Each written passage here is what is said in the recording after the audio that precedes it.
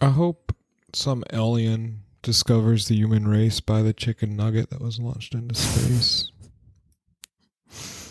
And they decide to destroy the human race for the way it treats life forms on the planet. Just consider us monsters for grounding up animals. Mechanically separated chicken. Yeah, that's going to be the only evidence of humans. This alien takes it back to their supercomputer and reverse engineers how it was made and realizes that there's this race of monsters just destroying all of the other creatures on the planet. Making their breasts fat. And they decide to come and painful. Well, since they're against species destroying each other, they come and enslave us to make sure that we stop the killing. They'd be a little bit of hypocrites, though. I mean, they might just be like terrified of all of Earth, though, since every life form seems to feed on others. So. Yeah, depends on the kind of extraterrestrial, I guess. I mean, honestly, though, if we're ever found by aliens, we're actually fucked. Because that means they have technology to find us, and that also means they're smart enough to know to kill the wild animal that's in what for them is their backyard. Probably. If you're thinking of like fantastical scenarios, I could think of other scenarios too. Like they could just be horny aliens who just want to fuck us. Or they could be like, they could have the same like morals as us, just like different biology, you know?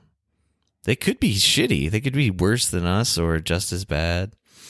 Yeah, no, I was mainly just talking about the dark forest theory, the one that's like... Well, I think the classic theory is like these like benevolent, wise, like gray alien creatures that like they're FBI just agents are obsessed with. Well, they just have like infinite wisdom beyond ours, and like they're just better than us. But like, I just mean if they're advanced enough to like come to Earth before we get to them, that means they're more advanced than us. But they could be technologically advanced and like morally, like just like totally morally bankrupt. Sure. I mean, I imagine their morals would just be different altogether. Yeah. I'm saying like almost like there are like millions of possibilities. It's fun to think of the weirder ones, I guess. I'm usually with if they find us or we find them, we just destroy them. That's what will happen. Probably, because we're a fearful species. And bloodthirsty one.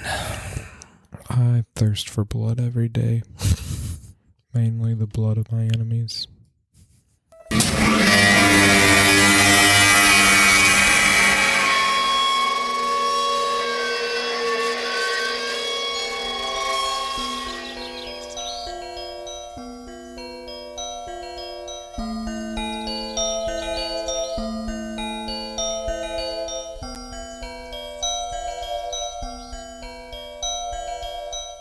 He walked out in the gray light and stood, and he saw for a brief moment the absolute truth of the world. The cold, relentless circling of the intestate earth. Darkness implacable. The blind dogs of the sun in their running. The crushing black vacuum of the universe. And somewhere 200 animals trembling like ground foxes in their cover. Borrowed time and borrowed world and borrowed eyes with which to sorrow it.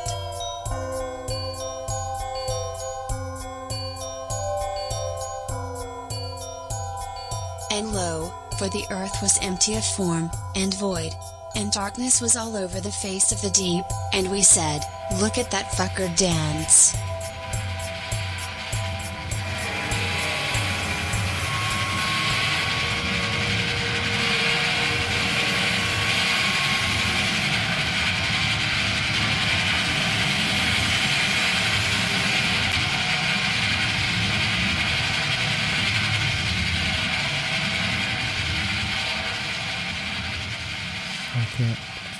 I can't really describe the amount of times that I've feasted on the blood of my enemies. ever since I was a child and I was reading about the real Vladimir Dracul.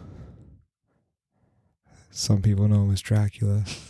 The real one, not the Bram Stoker one. He was cool. When he would The go, Impaler. when he would go and like pillage a village and like hang out with his army or whatever, he would kill the people. And it's like documented that he would, after winning a battle, he would often get like a baguette and like jab it into the wounds of the dead and eat it covered in the blood of his victims. And that's part of where the vampire myth came from, because the actual Dracula just had this obsession with like eating the blood of his victims on bread. Yikes. So I've been doing that for most of my life too. There in the book at the school that we both that I used to work at, that you work at, there's a little chapter on him. There is. And it actually mentions that he would It doesn't mention the bread thing. it doesn't mention the bread, but it mentions that he would eat the blood of his victims occasionally. Does it? It does, which I think is really weird. For little kids to read, yeah. So then I tell the kids about the bread too. They also talk about like his like disease that made him pale or whatever.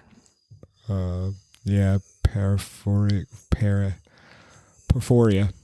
Yeah, that sounds right. That's the name of it. Poor bastard. I thought part of the myth making was that he ate like things raw, because I remember the word raw was like a vocabulary word in that section. Yeah, no, I mean he would actually eat, like drink his victim's blood at times. You know, he was just a prince who wanted to be a king. You do what you got to do.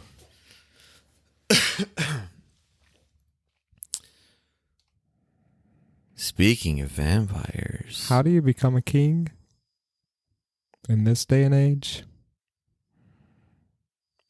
Electoral College. The same way you've always become a king. You're born into it. Yes. There's a lot of build-up. How do you join the Electoral College, though? That's something I don't know. I mean, I was just goofing on the idea that the most powerful individual in the world, supposedly, is the President of the United States, which I don't believe is, for a second, is really true. I guess they do have, like, the most direct access to nuclear weapons, but so do several other world leaders, so... Is it really not Jeff Bezos? I don't think he has the launch codes. I think that's what makes the difference. But he probably could influence people to... Do you think he could buy them if he really felt like it? Maybe. Just like... did you hear, like, you know how, like, every day, like, a new person in, like, the White House circle has been diagnosed with COVID? Like, Yeah. The two guys who are in control of the nuclear football, as it's called, they both have COVID. Excellent. Yeah. And that just reminded me that, like, Trump is being followed around everywhere he goes with the fucking launch codes in a suitcase, basically. I'd forgotten about that fact of the presidency. They have it, like, with them at all times, right? Isn't that the point of that? I don't know. I'm pretty I sure. didn't think they had them with them at all times. I think they do, because it's a matter of, like, if there's an emergency and you're, like, somewhere else. I mean, this is 2020. Why haven't they made an iOS app yet for the president to just go ahead and set the launch codes on his phone? Seems like it might at a not be moment notice. might not be totally secure. I bet that's a question Trump probably asked on his first day in the presidency. He's like, "Why can't I just tweet it? Why can't I just tweet the codes? Here they are, the launch codes. Why can't you just put it on my Twitter? I need to have these two goofballs around me at all times. What? Why? I don't know what voice I'm doing. It's not Trump. But it's not me either." Oh, man. This isn't the podcast to come to for impressions. If you want those, well, there's probably a podcast that's great for impressions. Just Google James Adomian. He's the best at impressions. A true hero. I've never impressed anyone. Yeah? Just saying. I've wanted to. Just some people don't have it in them. You're riffing off the word impression. I am. It's about all I have today. Bad alliterations. I'm not even sure if that's an alliteration. I mean, it is literally the same word. It's just a different meaning.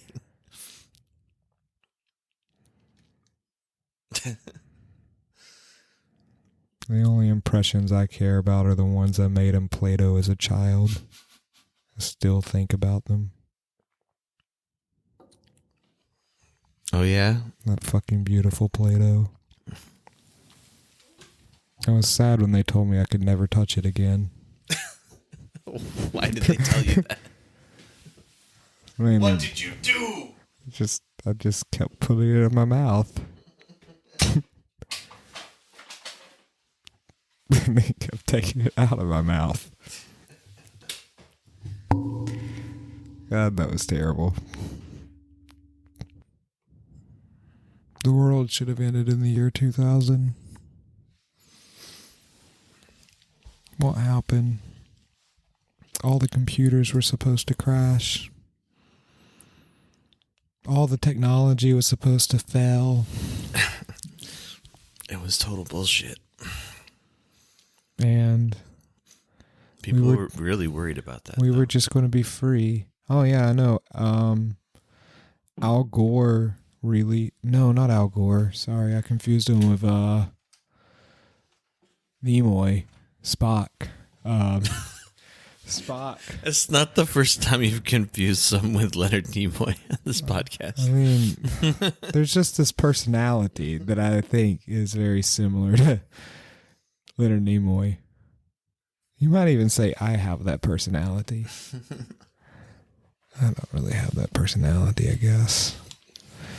He released a video, like an explanatory video on how to, sorry, I accidentally clicked something, how to handle living in the post-year 2000.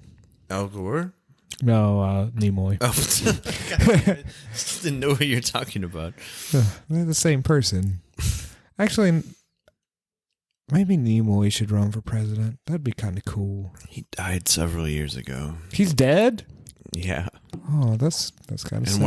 One of the last things he did was a god awful Transformers movie. I had no clue that he He died. did the voice of one of the bad Transformers. Sometimes I still boot up his Hobbit song, Bilbo Baggins, just to listen. I do not do that.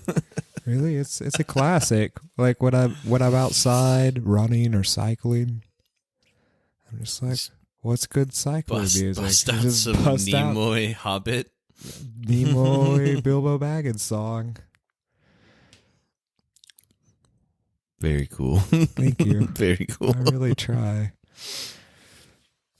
I try very hard to be as cool as possible. There's nothing cooler than trying as hard as possible to be cool. I know that is true. In fact, if you're listening now and you've ever wondered, how can I be a bit cooler than I am already? Just try. Try hard and make sure to ask others, is this cool? And when someone calls you a tryhard, then you know you've become cool. That is the ultimate indicator. Or if you find yourself looking for something to do on a Friday night, but no one returns your text messages or phone calls, that also means you're cool. It means people are intimidated by your presence. Word. Life lessons. Should we start? Truly start this thing? Let's start this. Okay. What's today? It's still the 17th. Good. We won't be lying. Here we are. Welcome to Heat Death of the Universe. Broadcasting directly from Namsan Tower in Seoul, South Korea. We are at the top of the tower, folks. That's where we record. Prove me wrong. It is October 17th. The year is 2020. The time is 11:16 p.m. Korean Standard Time. Also, it's a Saturday. It's a Saturday night. Us cool guys are recording a podcast. We're not cool because night. we returned each other's text messages. All right, we fucked it up. It's the moment we become intimidated of each other that we know we're cool. It's a perfect podcast dynamic. Mutual intimidation. Yeah. Sounds horrible. Trying to think if there's a podcast. I mean, there's like mutual hostility where people just like talk shit to each other, but I guess if actually, mutual intimidation, it would like cancel itself out. We would just be friendly. I guess so. Yeah. So it wouldn't change anything, really. I mean, this is a bit personal, but I'm actually a little intimidated by everyone. I think everybody feels that way, though. Unless you're a psychopath. Like, I don't... maybe not everyone. I have met small humans who are intimidated by nothing. But they're not fully formed humans yet. Yeah, kids just don't know shit. I think that's actually a healthy... I don't know why. It seems like the healthier way to live. Probably. Imagine not giving... I guess there's a balance like there is with a lot of stuff. Like, you shouldn't literally, like... Anyway, what the fuck are we talking about? Okay, what are we going to mention about current events today? Well, we've got a real hodgepodge here, but some interesting stuff to sort through, rifle through, if you will.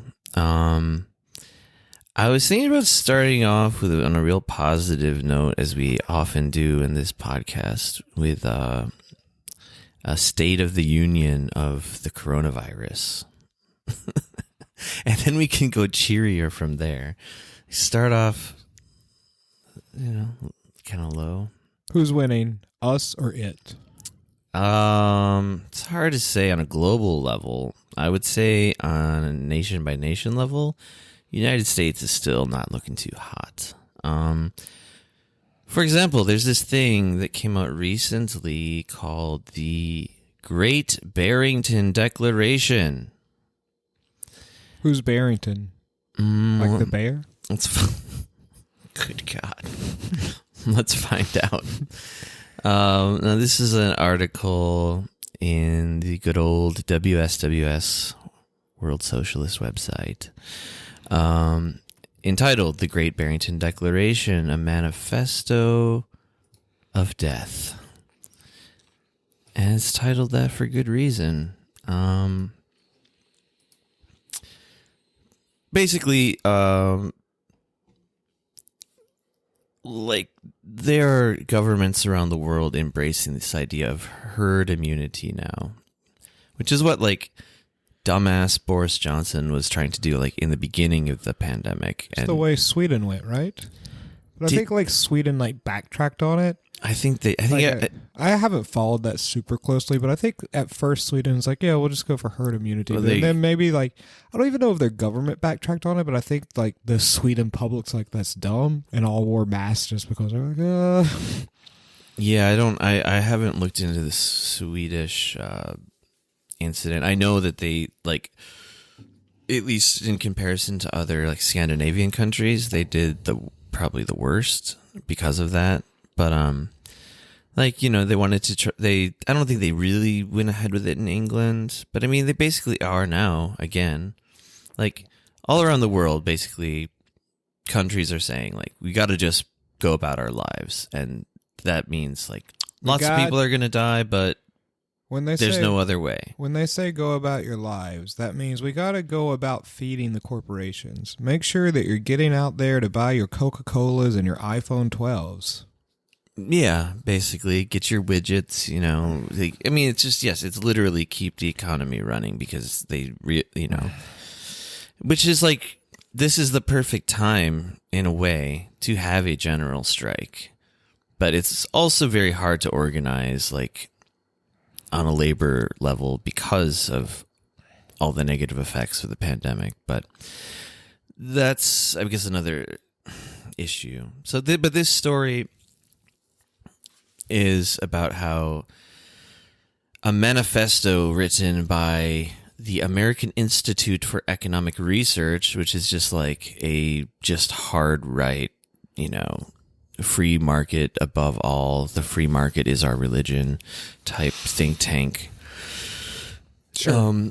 And they developed this in close coordination with Trump advisor Scott Atlas. It just sounds like a Nazi name, I gotta say. It sounds like an American Nazi name. So I'm going to read just a couple of snippets from the article. Doc Savage villain from some pulp novel in the 1930s or whatever. Scott Atlas, yeah. So this is directly from the article. The 8-paragraph declaration cites no scientific data. Shock. There's no reason to have scientific data. And does not seriously attempt to argue its case.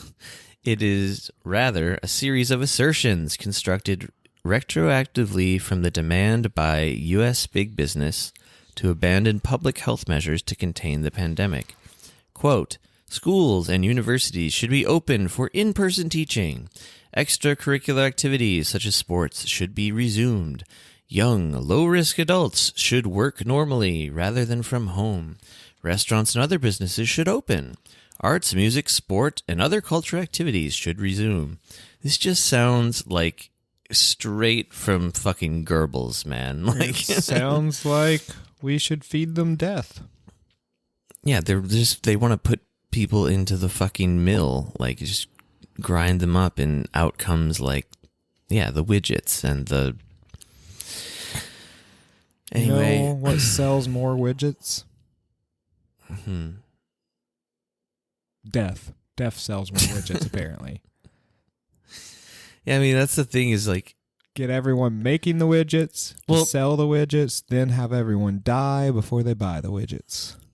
You got to know, that you have to imagine that, like, for sure, these kind of think tanks, when they, like, do their sort of calculations, I bet the number of acceptable deaths from COVID is astoundingly high. They probably are like, okay, as long as it doesn't exceed. Wait, how many people live on the Earth? 8 billion is it? I think so. I don't know.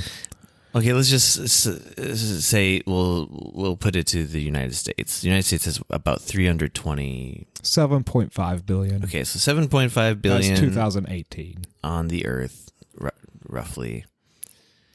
I would imagine their acceptable loss of life is like at least 6 billion. Maybe that's crazy. I don't know. But I think they 6 billion? I think they could get by with losing like that amount of people on the planet and still maintain, their bunkers or whatever, and have enough people to like pump out their widgets and fly them around the world. Okay, I'm excited. I've seen some like crack theories that one of the best ways to deal with the climate change, climate catastrophe is just drastically reduce the number of people on Earth. Yeah, there's this like anarcho-primitivist that I hate. I can't remember his name. He's just an idiot, but like he basically said that the only way to save, and he might be right, but like, I don't know, I just hated this guy. I think his name was like Derek Jensen or something. Yeah, his like vision of the future. I mean, I think anarcho-primitivism is fucking stupid to begin with as a philosophy. But he basically said like we're gonna have to just like sacrifice like millions, maybe billions of people in order to save Mother Earth. But anyway, this herd immunity issue just keeps cropping up more and more, and it's really kind of scary because what are people supposed to do? If there's no, certainly in the US, there's no social safety nets for anyone. Like, you got to go to work or what? Become homeless? Just die? I think I texted you something the other day. It was like, the choices have become for a lot of Americans, not all, of course, but like, work and die, or don't work and die, like in slightly different ways. Well, generally, if you don't work, that ends somehow with you becoming a bit destitute and then maybe homeless, and then you somehow end up in prison, and then you find yourself working again. I guess, yeah, that's the answer, is just go to prison and you get your 3 meals a day and you can survive. I think. I mean, that's literally what people do. I read somewhere that prison has a higher rate of COVID infections than nursing homes at the moment, though. So. Oh, prison's the worst, because who gives a fuck about prisoners? People don't care about prisoners. I care about them. I'm saying in general. I think they should be able to vote. Personally, so do I. Actually, I think most of them shouldn't be in prison. That's probably true as well. Anyway, that's herd immunity. Oh, within this article, I mean, it's good that, like, at least people are attacking this stupid manifesto. So the scientific journal Lancet, which I tend to see always, like, popping up as, like, telling me what I want to hear. I don't know if they're, like, have, like, a left bias or something, but No, they just have a wire to my brain. to your brain. Oh, I was right all along. And they're designing all of their research around making you a bit happier living on this planet. No, really though, like I never heard of the Lancet until like maybe like a year ago, because You started reading a year ago? God damn it. I know, I wasn't supposed to let that out to the podcast. They did a huge study. They did one of the bigger studies on how many people die from lack of health care, I believe. That was the one that, like, Oh, I think I might have saw that. that was study. the one Bernie Sanders always cited, the I did see that study, 68 yeah. million. I think that was Lancet. And Lancet also did like some studies on like the casualties in the Iraq War, which were like a much higher estimate than previous estimates. But anyway, they push back, you know, in the obvious way. They're just, here's their conclusion. Lancet's conclusion. The evidence is very clear. Controlling community spread of COVID-19 is the best way to protect our societies and economies until safe and effective vaccines and therapeutics arrive within the coming months. Yeah, no shit. I mean, unfortunately, it's not, oh, no shit, because a lot of people disagree. A lot of people are like, let me get on with my life. It's not a big deal. It only kills old people. Anyway, I'm so fucking sick of talking about COVID, but I can't get away from it. It's just everywhere. Like, it's hard not to think about. But we can choose to not think about it right now and move on to something else, right? Yeah, sure. What do you see in the docket that looks interesting to you? Why don't we just go like that? We'll just take turns picking shit out. Oh, let's just do some nonsense. I like that. I see there's a article titled, I thought flights to nowhere were silly, then I went on one. This sounds like something I'm absolutely going to hate. Like, I'm imagining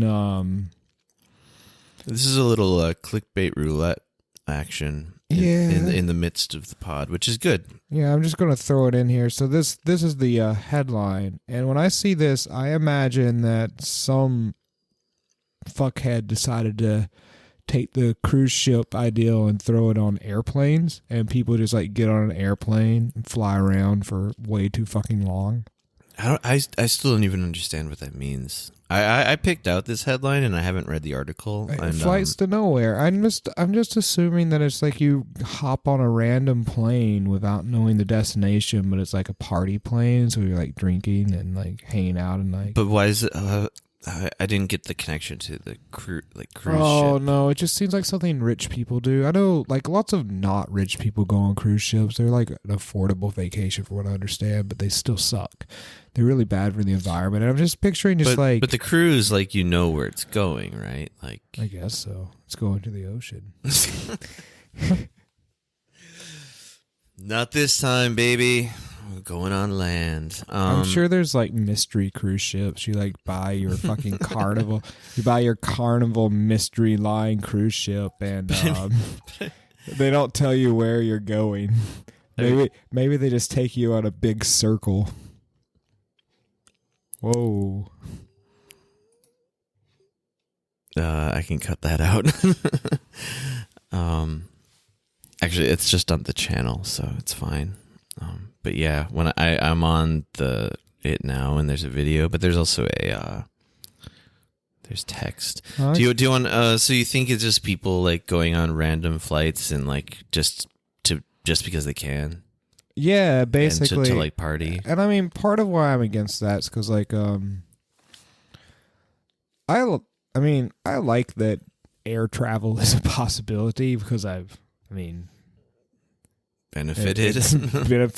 benefit by it. I don't do it very often, but like, you know, it's nice to be able to like go home occasionally, home being the States. Yeah.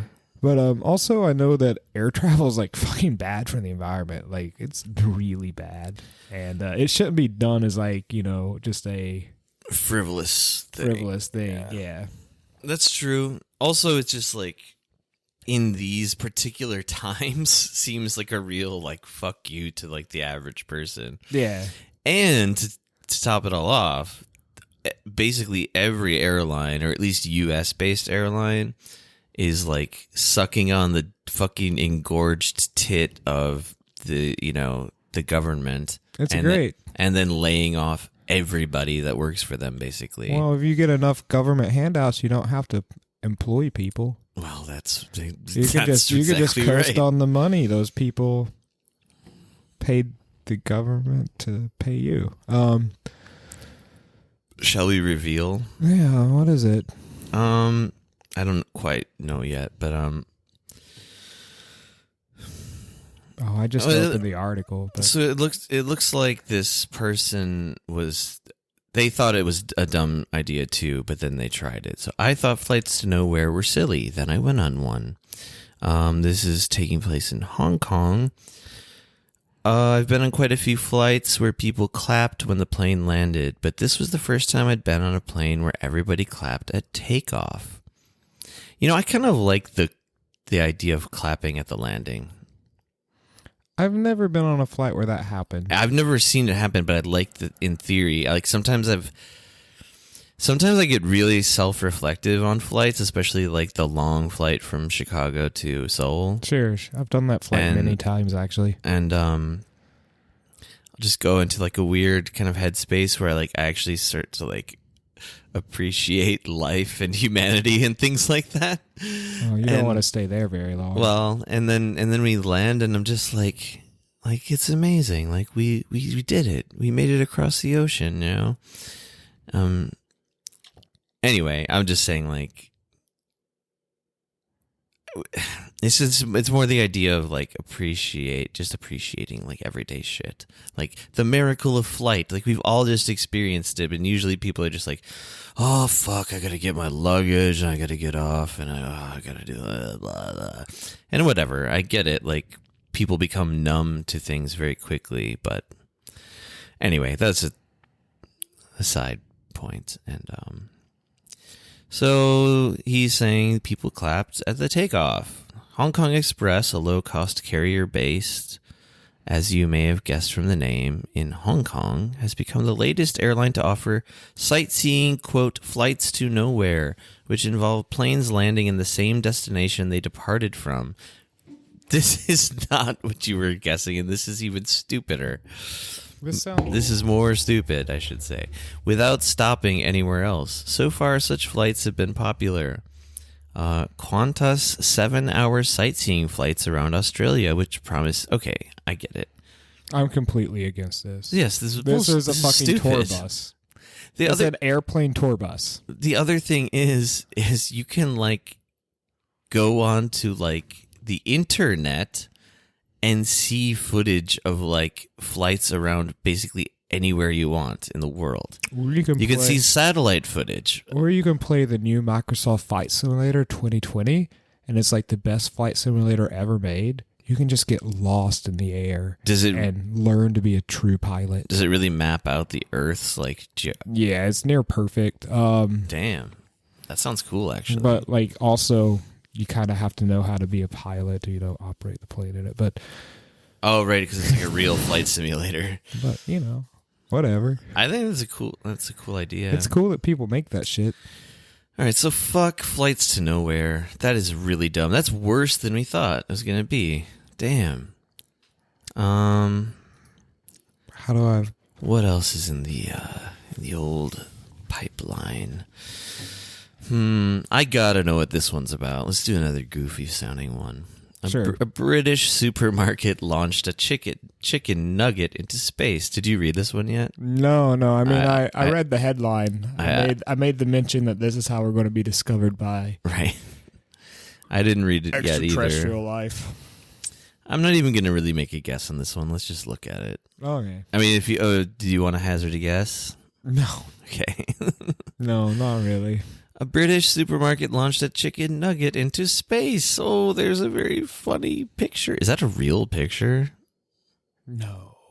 Okay, can't be, right? There's a photoshopped picture that I, for a second, thought might be real. Iceland. Iceland's the name of the supermarket. I see. Oh, it is? I think so. Are you sure? No, I'm not sure. Oh, wait, it says British supermarket, so it must be.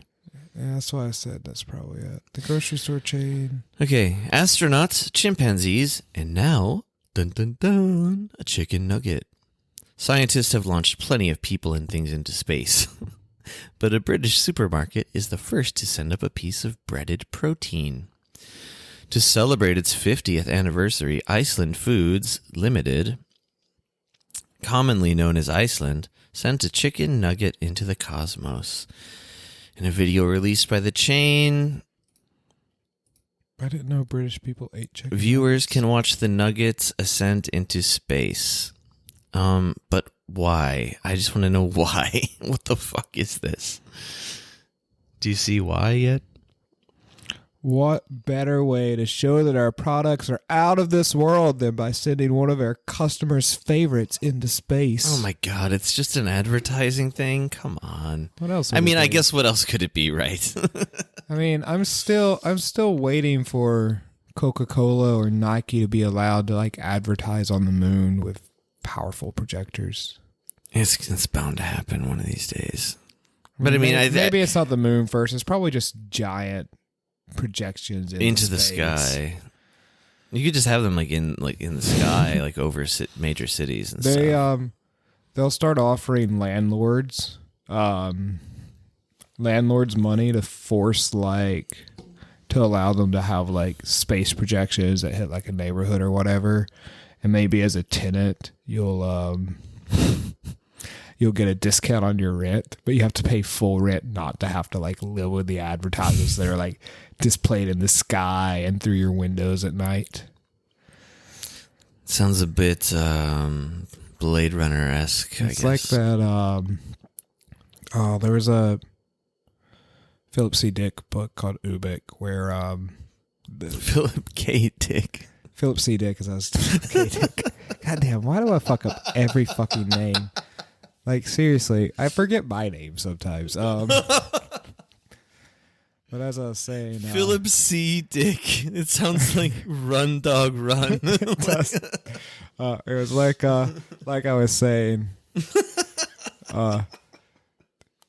Phil Dick, my favorite writer, Phil Dick, wrote this book called Ubek, or a short story called Ubek, where I just remember there was this time this guy woke up and he had to like go to his coffee maker in his house, but for his coffee maker to work, he had to slide 50 cents into it. And then for him to get a cup out of his cabinet, he had to slide like $1 into his cabinet for a cup to come out, because like everything had been commercialized to a point to where like even all of your like home stuff was like things you had to feed money into to actually use them. Right. Which is actually in weird ways very like current, like Oh yeah, especially like using your phone or using your computer to do stuff. Like everything's like weird subscription models. I swear I've seen a Black Mirror episode that's like basically that. Yeah, I mean the Black Mirror episode is probably just based on that story by Phil Dickinson.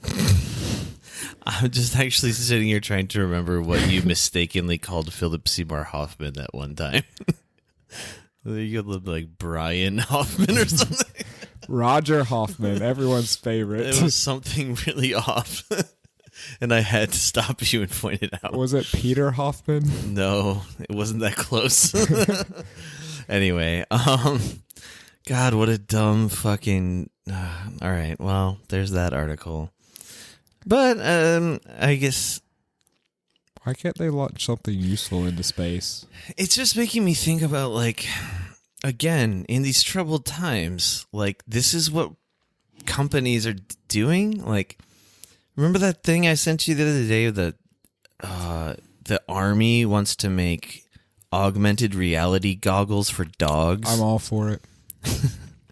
This is the first step to dogs evolving into a force that can rival humanity. It's probably just going to scramble their brains, and we're going to have a bunch of dead dogs in the army. Like, and they had some picture of like a dog wearing goggles, and it was like, oh, cute, but like, the fuck? It's like they're just rubbing it in our faces. They're like, we have so much defense spending money, we can do so much bullshit with it and get paid off and pay off other people.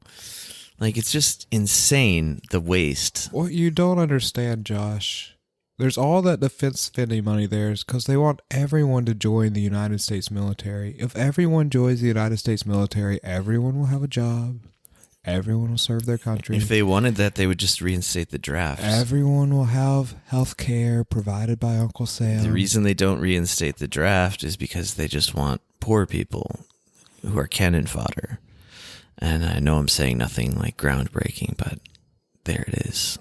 That's true. Saudi woman beheaded for witchcraft and sorcery. That one just speaks for itself. That's sad. I saw 2 beheading headlines today on CNN. I saw 2 beheadings in my life. Jesus. Fuck, man. Yeah, I was just a total fucking Patrick Bateman sociopath. I've seen beheadings. Rough childhood. Dad used to take me to the beheadings as a kid. We still had those in Wisconsin growing up. See, the fucked up thing is that if I had grown up in Saudi Arabia, I might be saying it that way, and it would be way more than 2. But anyway, there was another fucked up Saudi Arabia story, but it's also just like kind of business as usual. It's not even really worth talking about. Where was it? Yeah, an Australian man faces 500 lashes in Saudi Arabia for blasphemy. He like questioned something about the prophet while he was there. He wasn't even like being a provocative asshole. Which prophet? Muhammad, the one and only true prophet of God. Jesus. And now Australian government's like they're not even really trying to get him out completely. They're like basically begging the Saudi government to reduce the number of lashes to like 300. Is this a bit like the guy who stole the Coca-Cola poster or whatever in North Korea? Yeah, it's kind of like that. I mean, the North, and it wasn't. I don't think it was a Coca-Cola poster. It was like a. It was like it probably wasn't a Coca-Cola poster. It was like It was like state propaganda. It was a state propaganda poster. But don't you know that Kim Jong-un made that ad deal with Coca-Cola, and now all the state propaganda features Coca-Cola iconography? Oh right, and it's all in Chinese characters now too, which are banned. Fucking snow bears. Snow bears. Jesus Christ. Anyway, so prayers up for this Australian man, I guess, because nobody deserves that shit. Think about that, man. Like when they remember the caning in Singapore? Yeah. And that kid, I honestly was like, whip that kid's ass. Because you know what he did, right? Do you remember? He spit bubblegum on the street, right? No. If it was that, I would be like, no, that's ridiculous. He spray painted, like vandalized, like something like Oh, the one who likes Like 100 cars. Yeah. Like not just one car either. Like 100 cars. He was being a total piece of shit. And I forget what the number of lashings was that they sentenced him to, but like it was like a big brouhaha in the U.S. Like, how could they do that to one of our great spoiled children from America? And I don't think they stopped anything. I'm pretty sure he got the lashings on his ass. Are these like what do they do? They do them with a cane. They use a cane in Singapore. What do they use in Saudi Arabia? Like I don't know, but in Malay, when I went to Singapore, I was on like a tour bus, and on the tour bus they were telling us that the penalty because you can cross over to Malaysia from Singapore by like over a bridge really quite easily. So we went into Malaysia and they were like, the penalty for having illegal drugs in Malaysia is whatever number it was of lashings from a stingray tail. And like it's so violent that like they basically hit you once, let you heal, and then you got to come back and like you just get hit and heal and come back, hit and heal. Because if they did it continuously, you would just like die. Yeah. And like so like don't try to smuggle drugs into Malaysia, I guess, or the Philippines. A lot of places the penalty is death and stuff. But no reason to smuggle drugs into the Philippines; they're already there. That's also true. So yeah, 500. I'm imagining the 500 lashes is quite horrible. Oh, it's more than that. Also, that's just the headline. I did read this article. 500 lashes and then a year in Saudi prison on top of it for saying, I kind of question the legitimacy of the prophet or something. It's something like sure that. The lashes are all in the same place. I don't know how they do it. I mean, didn't realize countries were still dishing out lashes. A lot of countries still do, yeah. Huh. I mean, like, and then the other thing about Singapore is that it's a very authoritarian country, but it's kind of a test subject in how certain forms of authoritarianism actually get some positive results in a way. It's like a really clean place, right? Yeah. But you can't have like gum is outlawed, right? As it should be. And then Stuff's terrible. And there's a very low crime rate there, and that's because, from what I understand, and I might be wrong, but what I was meant to believe at some point was, if you murder or rape anyone, period, like you just instantaneously get the death penalty. They just hang you like immediately. I don't know exactly what the process is like of convicting someone, but like it's much swifter than it is in, say, the U.S. Like you can't drag out the process for years on end, which I'm not saying is a good thing at all, because I'm sure there's a lot of people who've been like that were innocent who were mistakenly convicted as well. But I'm saying they like get their results by these horrible means, I guess. Like, hey, but look, murder rate's really low because we don't tolerate murder. I don't know. I'm just on a tangent. What looks good to you? Honestly, nothing's looked good to me in a long time. You're such a Debbie Downer, man. Yeah, sorry. You want me to pick one? No, I got one. Almost no risk of catching COVID on a full airplane, new study claims. That one is pretty self-explanatory, but it just sounds like bullshit, though. It just made me think of the fact that the 2 members of Biden's plane was found to have COVID. Good point. Which is a thing. Also, what the fuck are these people talking about? You know who probably funded this study? The fucking Barrington, whatever the fuck, Declaration Manifesto, the American Institute for Economy Enterprise. Fucking far right. The Ayn American Rand. Institute for Citizens United under Corporations. I guess we should see what it actually says. Where is it? Dun, dun, dun, dun, dun, dun, dun, dun. Oh, modern aircraft ventilation systems aren't spreading viruses, the DoD study suggests. Aircrafts are good, have good ventilation, sure. That's totally bogus. You can't kill COVID through a ventilation system. Well, I mean, it seems like from my brief scan of the article is like as long as everyone on the plane's wearing masks and following good practices, even if someone did have COVID, you're probably not going to get it as long as you're like following best practices. I guess that might be true. I just remember early on in the COVID days, reading a disturbing article about a scientific experiment done in China where they realized, like, because everyone was saying, like, oh, you should stay like 3 feet away, or then it was 6 feet away. That's like as far as it can travel through the air. And they realized, like, through an actual bus ride, like seeing how one person spread it to like basically the majority of the bus just in that short time on the bus ride. And I don't remember, but I assume since it was in China that everyone had masks on still. But it basically, the culprit was air conditioning. It was airflow. Yeah. It like passed it like from the front of the bus all the way to the back, basically. I've heard about that too. So I don't know. I wouldn't want to get on a plane right now. I mean, I do still get on buses and trains when I have to now, but I've heard subways are surprisingly safe. I think they are too, because people aren't really just not interacting. Everyone is so in their own world in a way, and everyone has masks on.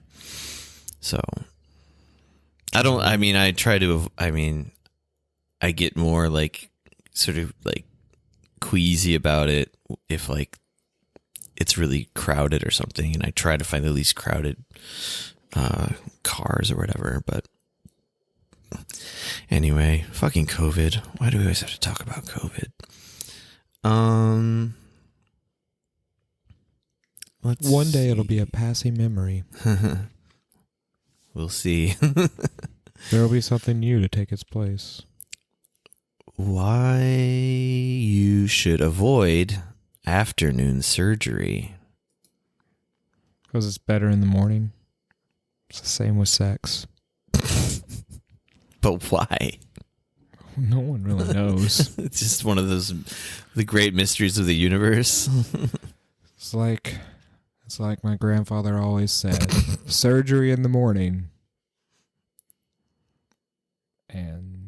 And sex in the morning also at the same time. And recovery in the afternoon. Surgery and sex first thing in the morning, like Granddad always said. I did read this one earlier, so I could like just get to the point of it. The point was that doctors are especially tired between 3 and 5 p.m. Oh, but it has to do with circadian rhythms. Oh, I am too, actually. And then it goes on to say that Nike and Google have reportedly instituted official sleeping rooms so employees can deal with afternoon circadian dip. And the writer says this out just made me like jealous. It's also the reason why I put a couch in my office. I was reading this while I was at work. Probably at about 3 o'clock exactly. I've noted when I was reading it. I was like, I don't get to fucking lay down and take a nap. God damn it. Woe is me. I don't get an office. I don't really have I have a room. I guess it's kind of an office, but anyway. I've had an office in the past. It wasn't really all it was cracked up to be. Basically, it all comes down to that. But like, there was an actual study done that showed that like a lot of mistakes made in surgery and with what the fuck do you call it? Knocking you out. Anesthesiology happened between these hours, and the main hypothesis is, yeah, it's because of circadian rhythms. But the opening of this article was kind of vivid. I'll just read it. It's 3 p.m. You're checked into the hospital for routine surgery, scheduled to begin in 15 minutes. This is the first operation you've had. Lying on a small gurney covered only by a thin patient gown, you begin to shiver. Your heart pounds. 4 words race through your head. Am I gonna die? Then you meet the operating room team, the anesthesiologist, nurse anesthetist, and operating room nurse all exude a combination of compassion and confidence. This is just what you need. Your pulse slows and the shakes disappear. The surgeon and OR nurse hold each of your hands. The anesthesiologist then injects a powerful sedative. The last thing you hear prior to drifting off is, "We'll take good care of you." Suddenly, you're jolted awake. Intense, blinding lights glare into your face. You find yourself gagging on a thick plastic tube stuck down your throat. The lights turn away. Your eyes begin to adjust, and you see 4 faces you've never seen before. The time of day you have surgery can affect your outcome. Have you ever had surgery? Sure. Sure. Like, for what? How many times? I think just twice. I had surgery on my right hand because I had a bicycle accident where I broke some bones in my hand. Were you under, or was it local anesthesia? It was local, so I was like... So what I really mean by have you had surgery is, have you been, like, under? I've been under, but it was for, like, having my tonsils taken out or some bullshit when I was a kid. Okay, that counts. It kind of freaks me out, as I'm sure it does most people. I've never had to do it. It freaked me out more to have the local surgery because, like, I was awake and they were, like, cutting open my right hand and... That is weird. Bones I mean, around. I would just really try to not look at it, I guess. But yeah, I want to say that I just sat there and stared at it the whole time, but I definitely did not. I was looking off. God. I was looking off in the opposite direction. there's no fucking way. It was just like They would have to call the police if you did that. They'd be like, "We've got a serial killer right here. His hand is opened up. But should we cuff him? Like, what lunatic would want to stare at that? I mean, I would probably vomit, you know. Anyway. Yeah. Well, just like they always say, there's like some percentage of risk of like just like not coming back, you know. But I guess it is pretty low because routine surgery is like done all the time. But the thing that freaks me out the most is the idea of the phenomenon where you wake up mid-surgery and you can't move, but you can feel everything. Have you heard of that? I have heard of that. And that's awful. the nightmare. That's my nightmare before Christmas. Yeah.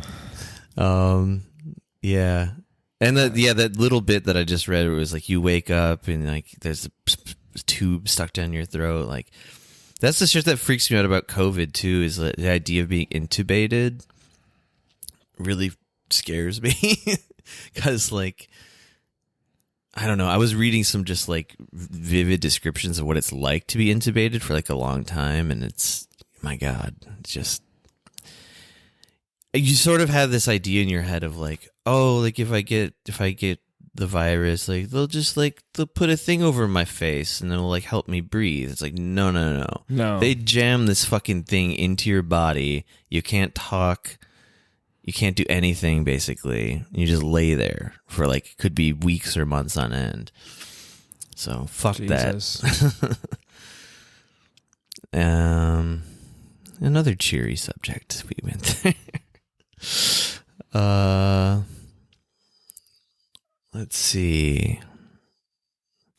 Only 2 people live in this town, and they have one sacred rule about COVID. I'm curious about this one. I feel like their rule is, let's not hang out, even though we're the only people in this town. Could be, although I did see the photo that went along with this one, and it showed these two old men with masks standing right next to each other. Oh, they just insist on wearing masks. That's cute. Is that all it is? Yeah, that's a cute little town. So this is like a human interest, like they're cute like, story. They're just like two older Italian men who like wear masks with each other. Can you really call that a town? Anyway, I mean, that is a heartwarming story. We needed one of those, right? Giovanni and Jean Pirio, they wear masks every time they meet. Yeah, I mean,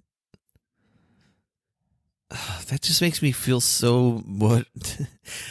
I can't look at this heartwarming thing without getting angry about something else. It just makes me angry at all the fucking MAGA chuds in America who are like, masks are fascism. Can't you just let your heart be warmed for once? I did for a second, and then I thought about all the fucking chuds in America who hate masks for no reason. It's all right. If we're lucky, all the chuds will die. Yeah, but they're going to make other people die. We always have to remind ourselves of that.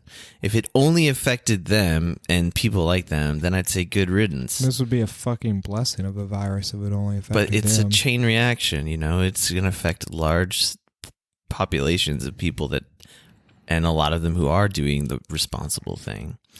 I'm really mad at the Soros Foundation for designing a virus that affected us too. God damn it, Soros. I mean, it seemed like a great idea when we were at the Soros meeting. It's like, hey, what if we make a virus where we know these people won't follow the precautions? We're like, oh, yeah, that's great. He didn't say anything about us getting it, too. Man, the craft services at that thing are fucking bullshit. That's all I remember. Here's the best story. Why didn't we should have started with this story. The Great London Beer Flood. So, on this day, How many people were conceived? in the Great London Beer Flood, it's actually not called the Great London Beer Flood. It's just called the London Beer Flood, but I'm adding the word great to it because I love it. Actually, I don't love it. This actually killed 8 people. How much beer was wasted? Well, let's see. So on this day, October 17th, this was in 1814, one of the 22-foot tall wooden vats of fermenting porter burst. The pressure of the escaping liquid dislodged the valve of another vessel and destroyed several large barrels. Between 128,000 and 323,000 imperial gallons. That's 1,470,000 liters. Goddamn. 388,000 United States gallons. I don't know what an imperial gallon is, but it doesn't look very different from a U.S. gallon.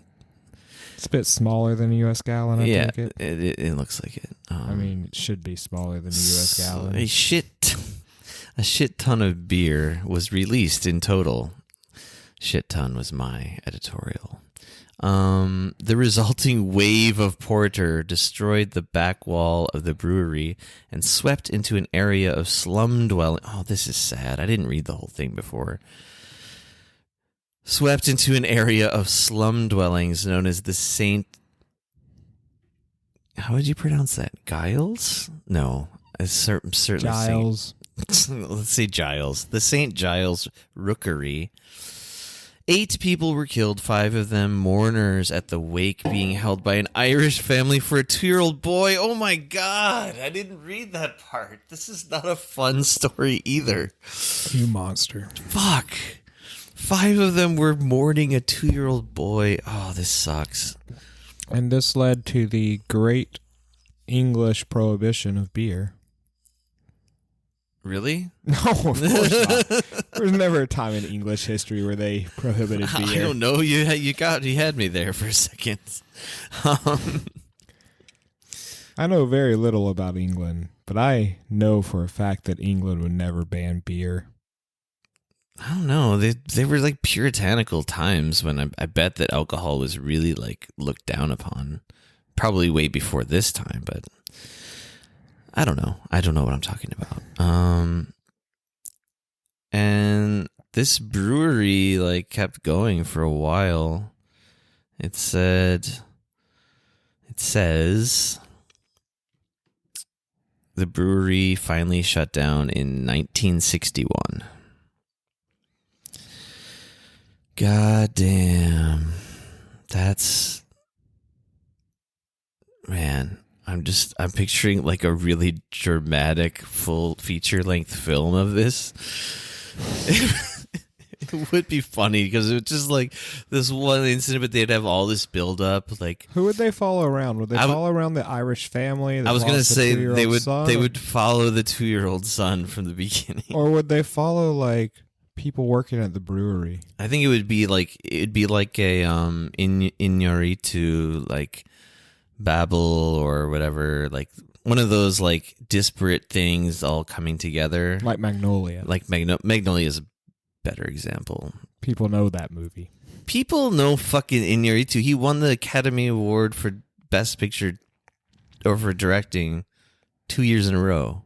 More people know Magnolia. Revenant and Birdman and Revenant. Birdman was pretty good. Bit racist though. Was it? Well, there's that scene where she's like, "Oh, it smells like kimchi here," or something. So racist. That's a pretty minor. If that's racism, I mean, I don't know. I've noticed the smell of kimchi. No, I don't remember the part you're even talking about. It's okay. I watched it with Korean friends, and they were all noted at the same time. I was like, "This is racist." Did they really say that? Yeah. I was like, I didn't really think it was racist either, but to each their own. I don't want to go off on a rant here, but like, I don't need to be lectured by any Korean person about racism, frankly. That's probably true. Blackface is still in vogue in this country. Give me a fucking break. I have seen it on TV. It's a fucking joke. And cultural appropriation, you want to talk about that? Hip hop has been fucking like raped and mutilated by this great nation. It's just a reality TV show now where people do really bad ebonics at each other in broken English. I'm actually very surprised that there hasn't been an American remake of Unpretty Rap Star. I am shocked that it's... But you know why? Because Unpretty Rap Star is a remake of like those rap battle TV shows that were on MTV like 25 years ago. That's true. People are fucking over that shit. I think the American remake of Masked Singer became fairly popular. That was originally a Korean show. Oh, was it? Yeah. Oh, right. I didn't even make the connection. Yeah, that's true. Well,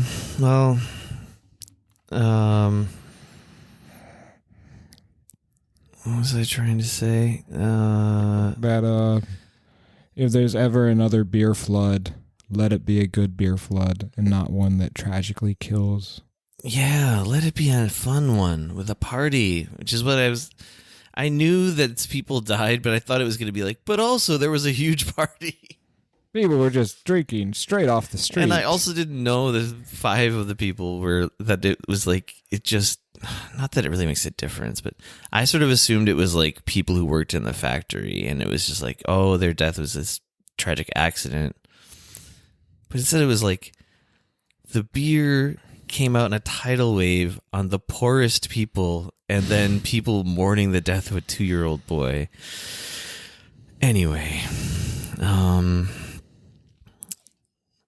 what else is in the news? That beer flood that happened 200 years ago. Thomas Edison filed the patent for the optical phonograph. Yep. 1988. I gotta say, I'm on the record as being anti-Edison in a lot of ways, and pro-Tesla, but he did good work. I'm glad he copied some other people. He didn't completely rip off the movie camera, but he did. I read about this a little bit, and he was inspired by some German guy, I believe, who had, what was it called? A zoopraxiscope, which it was a device that projected sequential images drawn around the edge of a glass disc producing the illusion of motion. And it seems that Edison had like sat in on like these lectures or whatever. Yeah. Inventor fairs. I want to say displays. Demonstrations. That's the word I'm looking for.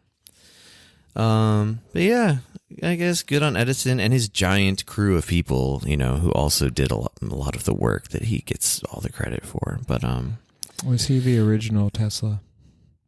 Wait. You mean Elon Musk? Yeah, that guy that created the car brand that I... No, Edison is way better than Elon Musk because Edison wasn't born into wealth, as far as I know. I'm pretty sure he was born poor, or real bootstrapper. In any case, I love movies, so I'm fine with celebrating this invention. On this day in 1888. I love movies too. I think they're fun. Most of them. Cool it down with the hot takes. Burning up over here.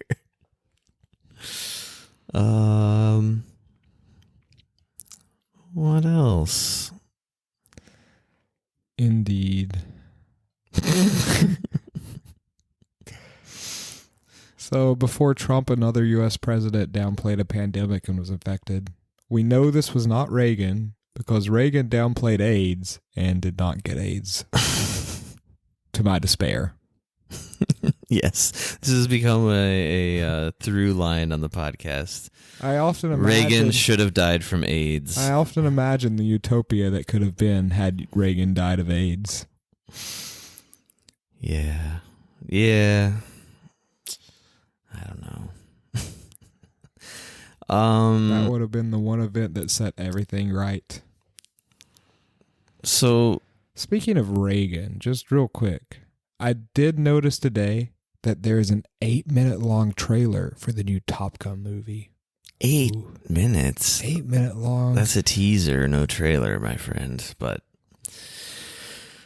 and I watched that one day when we were watching all those, like we just like let YouTube run like its automated algorithms. Oh, no, this is a new one. This is no, I know, and we trailer. No, but we saw the old trailer, yeah. And I was like, I've never seen Top Gun. I asked you to summarize the movie Top Gun to me, which you did in some hilarious way that I don't really remember, but it still didn't get me psyched for the sequel. I don't know. I'm oddly psyched. You seem psyched. I mean, I love the original Top Gun movie, but I also put it in this place of just like bad American exceptionalism movies, and I think it was released during like the Reagan years. Actually, definitely was. I don't know if it was 100%. Was it? Yeah, totally Okay. 80s. I feel like totally 80s. I feel like it had to be released during the Reagan years. 1000%. I saw it at a young enough age to be like, God, this movie's so fucking cool. It's a lot of like just like action sequences of like planes flying around. Yeah. Yeah, if I was a kid, I would have liked that. I hear there's intense homoeroticism in that movie. There are pretty men playing volleyball without shirts often. But I think like even just the clip that I think of when I think of that movie is Val Kilmer like snapping his teeth in a weird way. Yeah, it's a bit of a bromance movie. At Tom Cruise, and they're just like flirting hard. I imagine there was 80s slash written between Iceman and Maverick. I bet there was like 2020 slash still being written about it. Iceman and Maverick. Those were their call signs. I've heard of those. I assume you knew. I feel like I've basically seen the movie without having seen it. Okay. I know it's like the what is it, Kenny Loggins, Danger Zone. In a weird way, I feel like it was one of the first movies to like really nail like THX and just like really good surround sound from what I understand. Like it had some of the best surround sound like for any movie at the time. It doesn't fucking matter. Fuck blockbusters. Fuck movies. Fuck all the time I've given to movies. Just said we loved movies. Here I am talking about the fucking head of Scientology, Tom Cruise, again. Here, this will make you feel better. Oh wait, we didn't resolve that one thing. It's Woodrow Wilson, of course, because it was during this 1980s. Woodrow! Dude, fucking levels, man. Because it was during 1918 Spanish flu, and apparently he got it.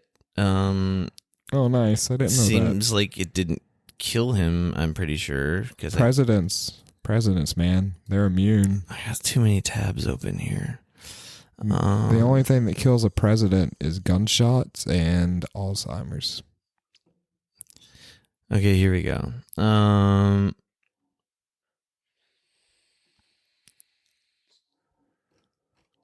sorry.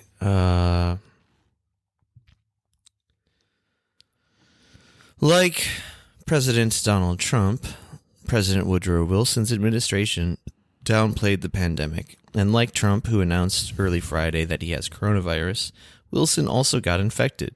So did some of their closest aides and staff members. Wilson never made public statement about the pandemic. Never, said John M. Barry, author of The Great Influenza, the story of the deadliest pandemic in history. Fuck you. Fucking CNN autoplay videos. All right. So to keep morale up during the war, the government lied, Barry added in an interview with CNN. National public health leaders said things like, "This is ordinary influenza by another name." Sounds very familiar. They tried to minimize it. As a result, more people died than would have otherwise. Sounds familiar. Wilson already had one domestic crisis, a world war, to worry about, making the pandemic an afterthought. He had an OCD personality. Don't they say that about Trump too? He's like a germaphobe. Yeah, I think so. And he focused intensely on the war, period, Barry said. Nothing distracted him. Hey. So just blah, blah, blah. This guy sucks. Trump also focuses intensely on... Although he kept his himself. illness a secret, unlike Trump. I can't imagine. I actually don't think Trump has secrets. As funny as that sounds, I know a lot of people think he has a ton of secrets in the closet, but I think that man actually says everything that happens in his life. Yeah, he seems like pretty unfiltered, just like turning on this like spigot of stupidity just comes pouring out of him. God damn it, we cannot get away from fucking pandemic talk. It seems like no matter That's what. the whole world, dude. Don't like it. It's everything. I don't like it. So instead of that, I want to talk about Pandemics? how much I hate Nancy Pelosi. She's a robot. Did we already talk about this, or was that before we were recording? It was before we were recording. I just need to get this off my chest. Okay. There's an article here called "Amid Record Long-Term Unemployment, U.S. Government Denies Aid to Workers." With a That's not new. No, it's not. Yeah, it's not. So I'm not going to read a ton of stuff, but as we've covered on the podcast, you haven't gotten your check yet. Oh no. And that was passed by Congress in what, March? Yeah, I think I signed up in June. I feel like it was June. It's still a while ago. Yeah, it seems like it. I've mostly given up on getting a check. I think it's going to happen, though. It'll happen when you least expect it. That's when it happened to me, I guess. The main thing about this that I want to even mention is, I mean, it goes without saying that it's insane that there's been one check out of the $2.2 trillion stimulus bill for everybody. While other countries that are much less wealthy than the United States, like on a whole, on just like a sum total economic level, like in Canada, I think for like 4 or 5 months straight, that like one of their stimulus bills was every individual, not even just household, would get 2,000 Canadian dollars. I don't know what that equals in American, but it's not that much different. Per month, like for 5 months. Like, and there's probably even, I imagine, even better deals than that if in certain parts of Europe, you know. But anyway, the disgusting thing is this one quote. Well, okay. The other thing is Trump is cynically playing like both sides of it, as he's wont to do. So he at one point said, "There's no talk of any stimulus package or stimulus bill until after the election." It's like his way of like holding people hostage or something. But then he walked it back immediately, very quickly, and basically said to Nancy Pelosi, Bring me a bill. Bring me the checks. I'll sign the checks." Like for like, I think he like made an offer. It was like 1.8 trillion to give people some money to help them through these hard times. And Nancy Pelosi went on CNN, and Wolf Blitzer asked why she was not doing more to help millions of Americans who can't put food on the table, who can't pay the rent. Pelosi replied in a shocking expression of indifference, "Have you fed them? We feed them." Remember when she just stood in front of her two like $15,000 refrigerators and talked about how much she loved ice cream? What's with these fucking weirdo monsters and their obsession with ice cream? Biden, Pelosi, others. I like ice cream. And the blood of my victims. Full circle to Draculia. Anyway, fuck Nancy Pelosi. Fuck all the people that are stopping any stimulus from going through. Fuck the people who stopped the additional $600 a week for unemployment benefits. Just tired of It's this fucking shit. 2020. Can't they just pay us to, exist? UBI. We should have voted for Yang. It's our fault. I sometimes think... Actually, no, I mean, I don't even like Yang that much, but I would be 100% more on board with Yang than Biden. Oh, I would take Andrew Yang's corpse over Joe Biden. He's literally the worst. He is. Who's worse? Kamala Harris. She at least her brain works.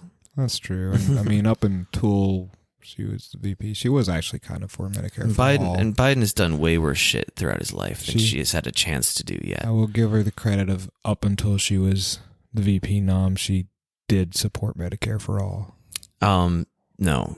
I thought she did. She supported it for like 10 seconds. Well, that's 10 seconds longer than Biden. She joined the bill that Bernie put forth, and then as soon as the election started up, she was like, was that when she dropped it? She walked it back I immediately. thought she dropped it like when she became the VP. No. I'm getting fuzzy. No, during the primaries, she was just like, no, I'm not about that. Like, it's basically the same thing Elizabeth Warren did. I mean, Elizabeth Warren said she was for it, but her great plan was like, we're going to stretch it out over like 25 years of like incremental shifts and means testing and all this stuff. Whereas Bernie's plan was just like, everybody gets it. Warren might be worse than Biden. Warren? Yeah. Just because she's a traitor. Yeah, in that sense. But like, again, I feel like anyone with a non-senile brain is almost just by definition better. I mean, the problem with Biden isn't just his abhorrent like record and like his outlook, and he's just a conservative, like, who happens to be a Democrat. But he can't do like basic things, so why should he? Anyway, I feel like I've done the bit on Biden's dementia to death. And yet I still find myself wanting him to win over Trump. Maybe I mean, I guess I do. I'm pretty apathetic at this I wouldn't point. mind having 4 years of no president. I mean, Can we just take a break from presidents? that'd be nice. I mean, you're making me think of the thing I was going off about before about term limits at the very least. But yeah, I think every politician should just be limited to like a 2-year term, 2-year term. That's it. Presidents, senators, Congress people. I haven't thought about this stuff in a long time, but I used to be Definitely shouldn't be a Supreme Court. I used to be really into like the ideal of social democracy, where like they had a third branch of government outside of the House and Senate, where one of the branches was literally just like almost jury selected people every year, where it's like, oh, it's your turn to be on this part of the Senate or whatever. Yeah, it's just people. Like, yeah. the way Like, literally, it's just like, sorry, you got to take a year off from your normal life. This is part of their system, and you come and like work in the government and you awesome. help make the decisions. I would love that. Because But then there would be that one terrible year where somehow in the random selection process for like every state, they only got the MAGA chuds. Well, if it were like jury selection, maybe they would vet the random pool of people first. Sure, I'm sure there would be criteria and other things. Yeah. I mean, I'd rather get paid by the government to go yell at my politicians than have a regular job. Yeah. For a year. Oh, me too. I often feel like, never mind what I feel like. All right. I want to know. I often don't feel anything. I want to make it. I think once we hit like, if we hit like 50, once we hit 50 episodes, I think I'll have enough to make like a whole emo song of just a whole clips reel of me you saying no, but I mean, self-deprecating things about. But I'm gonna set it to like an auto-tuned like acoustic guitar like emo song. Excellent. I don't feel anything. I'm a vampire. I'm a vampire. It's like I've always said, my life is one big dark room. One big dark room.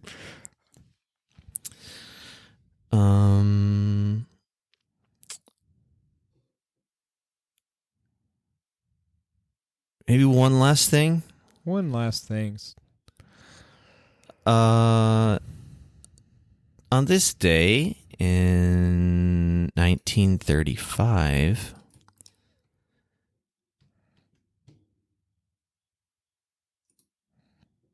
the Pacific Association of AAU, what is that? Votes not to participate in Berlin Olympics. Okay, I mean, the whole point of this that I find interesting is the year where the Olympics were held in Nazi Germany. I mean, that's like a fucking wild thing to think about. And there was a decent amount of protest and like people refusing to show up. But do you want to take a wild guess which big country on the scene did not protest and just showed up anyway? United States. Yeah. Well, it looks like there was a considerable debate over whether the nation should participate or not. There was a debate, but this guy Avery Brundage, he was on the United States Olympics Committee, opposed the boycott, said that, the U.S. should go to Berlin and just compete like any other time. It says here, stating that Jewish athletes were being treated fairly. And that games should continue. Brundage asserted that politics played no role in sports and that they should never be entwined. Brundage also believed that there was a, quote, Jewish communist conspiracy that existed to keep the United States from competing in the Olympic Games. This guy sounds like he just likes Nazis. Well, he was accused of being a Soviet dupe. The Brundage? Yeah. Brundage would later be accused of being a Soviet dupe for his controversial stance on the Soviet sports system that allowed them to circumvent the amateur rules. But if you scroll up... Russia's always been in American politics and sports. Always. But if you look at the Soviet Union section, it says the Soviet Union had not participated in international sporting events since the 1920 Olympics. Soviet government was not invited to the 1920 Games because Russian Civil War, blah, blah, blah. And they refused to participate in the 1924 Olympics on ideological grounds. They made their own sort of Olympics called the Red Sport International, looks like. But also... blah, blah, blah, blah, blah, blah, blah. It does seem that the... They also boycotted the Olympics in Berlin. So I don't know why this guy would be a dupe, because this guy wanted the... Oh, I see. It was later. But wait. If he was like a Soviet plant, he would be the one like sowing discord in the U.S., being like, U.S. should go to Germany. I mean, he was later accused, I think, after these games, like years later. Oh, after the war. Okay. Yeah, I don't know. It also just reminded me of all the things, all the evidence that's out there that gets very conveniently ignored by like mainstream history of how much like industrialists in the U.S.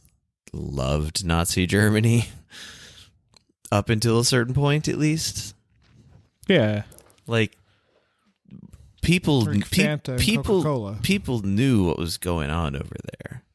Like, even if they didn't know, like, the full extent of, like, you know, the prison camps, they knew they were camps. They knew that Jews were being rounded up and so on. There's a whole book about how IBM, like, made the computational, like, technology. You know, it was, like, punch cards, of course, but, sure. Like, to keep, like, efficient track of the prison laborers. Campers? Yeah, campers, they're called. Sorry. No, it's fucking inappropriate.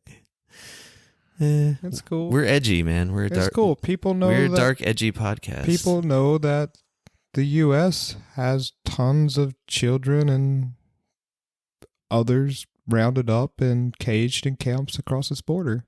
Well, I mean, that's cares. Well, I mean, that's the other thing, is that we literally did have Japanese people in concentration camps at the same time. There was that too.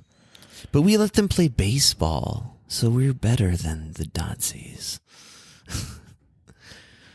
I mean, I guess there's degrees, but I don't know. I don't even know where I'm going with this. Are you just trying to say the world fucking sucks? I guess that's what it ultimately comes down to. That's just the sort of... It's just like the running out of steam moment. Just fuck everything. Everything sucks. I guess on that note, we should try to think of stuff that doesn't suck. Yeah, let's move on to recommendations of things that we actually like and care about. Yeah, let's just get right into it. We need to take a break. I was about to take a break. Yeah, general recommendations. What do you say? Do you got one? Yeah, I have one. So I was thinking about this earlier. I don't exactly remember what like sparked it in my brain, but one of my favorite TV shows ever made was a British TV show called Utopia. Have you ever seen it? No. I was hoping you were about to say Peep Show, but okay. I like Peep Show too. This TV show is like comedic at times. It's actually more of just like a conspiracy thriller. It's a really stylistic show, and it's just 2 short seasons. I think the first season's like max 8 episodes, and the second season's like 6 episodes. Series, they call them over there. Oh, a series. They call them dramas in Korea. Everything's a fucking drama. Oh no, both seasons were 6 episodes. I don't know why I was thinking there was 8 and 6. Doesn't matter. But basically this like community of like comic book fans believe that this one graphic novel called the Utopia Experiment, so it's actually like a blueprint of this like overarching conspiracy happening in the world of basically like rich corporate corporations and CEOs planning to like wipe out most of the Earth's population to fix the climate catastrophe. Ah, like Derek Jensen. Through viruses and other things. And it's a super good show. Highly recommend it. I've probably watched it 2 or 3 times and I think it's great. Damn, 2 or 3 times. High praise. That sounds cool. I kind of want to watch it again. Yeah, they like, so I remember the reason I was thinking about it is because we were talking about coronavirus stuff and like how it's wiping out a large chunk of the population. Yeah. And you're much more likely to die from it for being poor. But like in this show, all these like this network of like rich corporations have designed like a Russian flu to like wipe out most of the population of Earth so that they could just go ahead and like live in their utopia that's going to exist after all the fucking poor people die. Damn. And they can use machines for labor or whatever. It sounds like, I mean, I think at some point in this podcast, I estimated that the powers that be would be comfortable wiping out, what did I say, 6 billion people? Yeah, I think the number in the show is around that number that they actually want to wipe out. Damn, I'm a fucking oracle. Okay, I'm going to decide between 2 things right here. I'm going to decide right now to recommend a short film.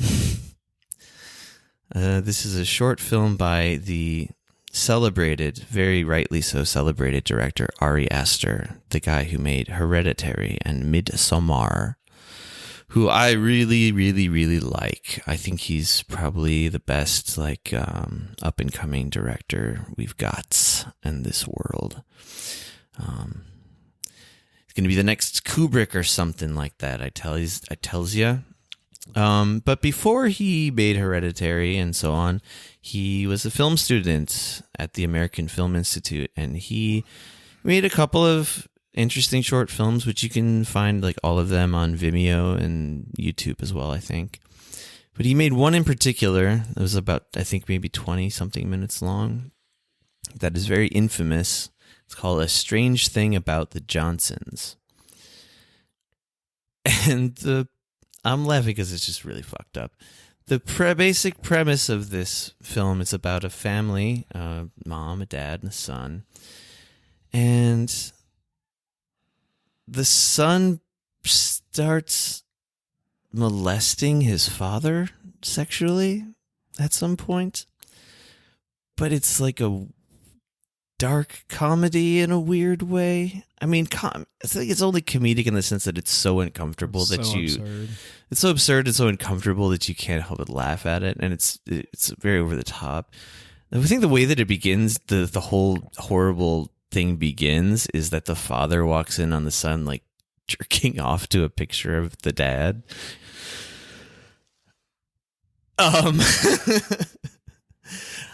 Like all great films start. But this movie, like, I've heard Ari Aster talk about it in interviews, and he said that it came about by like him and his friends just sitting around and being like, what's the most offensive thing we could ever make into a film? Something like that. And like, I don't think they were doing it in a totally like edgelord way, really, because it's, I don't know, you just have to like see it to know what I mean by that. But I just imagine they'd went on bender of watching that fucking director that directed Ichi the Killer and Visitor Q. I fucking forgot his name all of a sudden. Oh yeah, there's lots like incest in those movies, right? Japanese guy. I know exactly who you're talking about, and I can't remember his name either. I'd know it if I looked at it. Well, there's a machine that lets me know this. But the funny thing about this film is that like it caused like a bit of a stir in his in his film school when he screened it, and part of the stir was like a very dumb identity politics thing. Like they weren't offended by the incest and molestation, the people that had a problem with it. They were offended that he used black actors as the family. And apparently that all came about as just sort of an accident. Like it wasn't even intentional. He didn't go out intentionally casting black people. If I remember right, it was something like the white actor or whatever, non-black actor, just like dropped out. So then they were like, well, if my black friend actor's in it, then the whole family should probably be black, right? Yeah. Anyway, people are dumb, and he made this like as his like kind of final film project for like before he graduated as well, which is like a big deal at the American Film Institute. And what they do is like in like the years after, they'll take like the films that they think are the best and they'll show them to the next generation of students that come in.